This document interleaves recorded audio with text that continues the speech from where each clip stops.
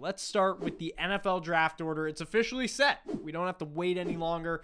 The Chicago Bears have the number 1 overall pick thanks to the Carolina Panthers, followed by the Washington Commanders, the New England Patriots, and then to round out the top 5, it's the Arizona Cardinals and Los Angeles Chargers. A bit surprising there, but we all know what happened after Justin Herbert went out.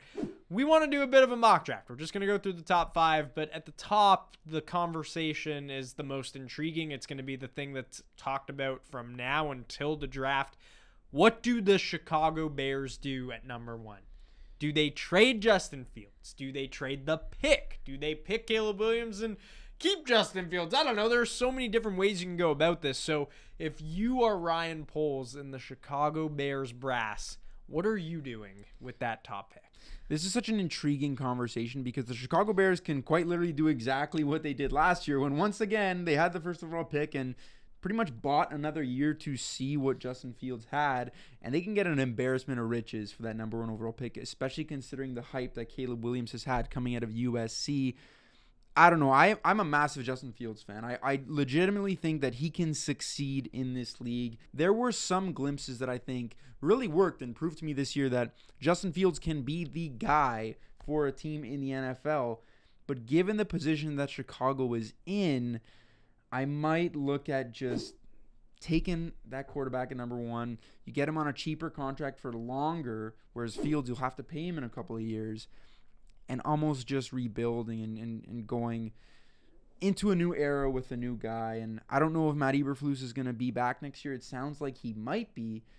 But it is a very, very tough decision for the Chicago Bears. And you better hope that they make the right one. I'm glad I'm not Ryan Poles is the question that you posed to me, because clearly 5 years from now, we will see whether this is the right decision or not. And it's ultimately going to shape this Bears franchise for a while. Just Fields, he hasn't quite had enough trademark moments that can say, you know, you're the guy for the next, ideally, 10 years here. We both have Caleb Williams going number 1 to Chicago, but I think there are so many layers to this. His teammates, Justin Fields, they love him. They've sang nothing but his praises.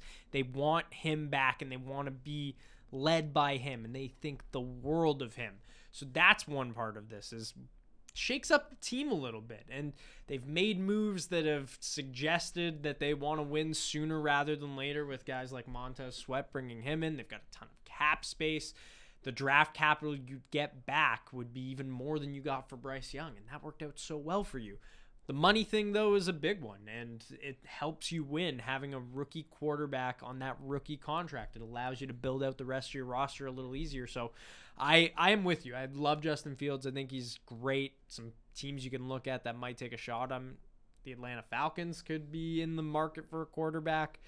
New coach next year, new quarterback, I assume, and then got a team like maybe the Broncos or the Raiders who might take a shot on him. There are some QB openings that maybe are a little more ahead in their timeline, that they're looking at Justin Fields as a huge upgrade over who they have now. So interesting, something to keep an eye on, something we'll talk about maybe even more in depth as the draft cycle goes on. Number 2 overall, we both have Drake Maye to the Washington Commanders. I think this is an easy decision. The Commanders will take a quarterback, whether it's Caleb Williams or Drake Maye. They will take the guy that is left over to them, and I don't think you can be unsatisfied with whoever you get, because both of these guys are being projected, and keyword projected, because like you said, you never know. There's always a risk going into the draft, but they're projected to be pretty good quarterbacks in the NFL, and I love the package that Drake Maye brings, and it is much needed fresh start in Washington. And they just signed Bob Myers, or hired, I shouldn't say signed, but hired Bob Myers of the Golden State Warriors to help them in their front office, which is an interesting move. It's not a traditional move, but this Washington franchise needs to turn something around, so we'll see how that goes.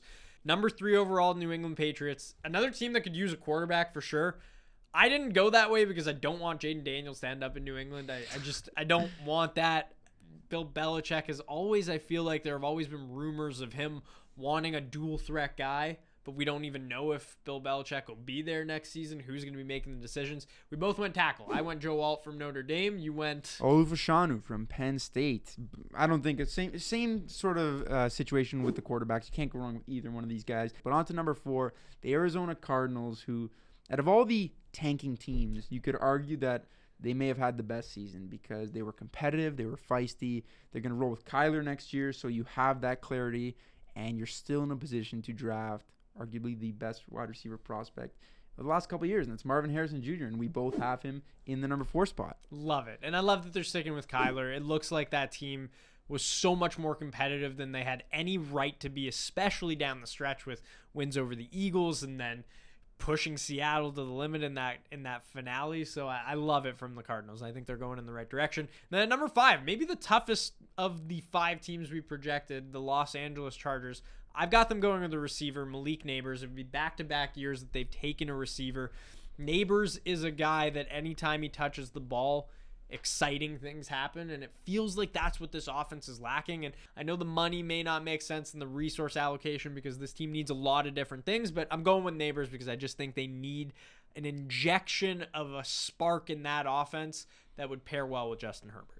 When I look at the Los Angeles Chargers, I feel like they have so many needs, and that's why I cheated a little bit here and went with a little bit of trade. Whoa, and here we go. It's kind of unconventional because I actually have the Las Vegas Raiders, who was a divisional opponent, trading up, taking Jaden Daniels.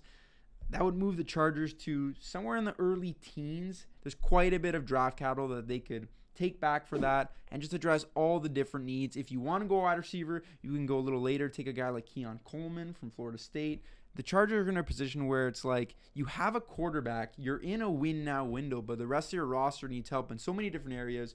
Go out and strengthen a bunch rather than just getting one shiny fancy new toy. And while Malik Neighbors will be very, very tempting, or even a guy like Brock Bowers, I don't necessarily think it helps them win more games next year. That's why I like a trade back here with, there's always teams that are desperate for quarterbacks on draft night.